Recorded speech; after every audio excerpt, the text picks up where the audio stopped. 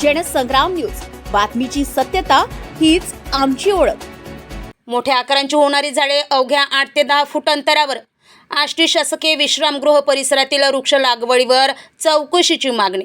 आष्टी येथे पर्यावरण संवर्धनासाठी शासनाकडून मोठ्या प्रमाणावर वृक्षारोपण मोहीम राबवली जात असताना येथील शासकीय विश्रामगृह परिसरात झालेल्या वृक्ष लागवडीमुळे नियोजनावर गंभीर प्रश्न उपस्थित झाले। शासकीय विश्रामगृह परिसरात कंत्राटदारांमार्फत करण्यात आलेल्या लागवडीत चिंच, वड, पिंपळ आणि आंबा लावण्यात आले।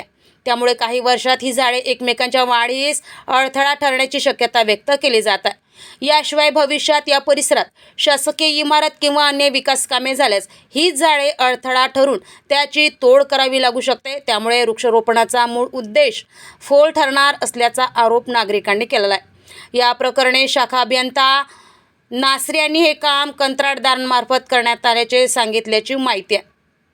कामाची गुणवत्ता, नियोजन आणि तांत्रिक निकषांची जबाबदारी संबंधित शासकीय यंत्रणेचीच असल्याचे नागरिकांचे म्हणणे आहे। पर्यावरण प्रेमींनी या वृक्ष लागवडीची निष्पक्ष चौकशी करून नियोजनातील त्रुटींसाठी जबाबदार असलेल्या कंत्राटदार आणि संबंधित अधिकाऱ्यांवर योग्य कारवाई करण्याची मागणी केली आहे। दरम्यान या प्रकरणाकडे प्रशासन काय भूमिका घेते याकडे आता सर्वांचं लक्ष लागलेलं आहे। नरेश भार्गव, जनसंग्राम न्यूज, आष्टी।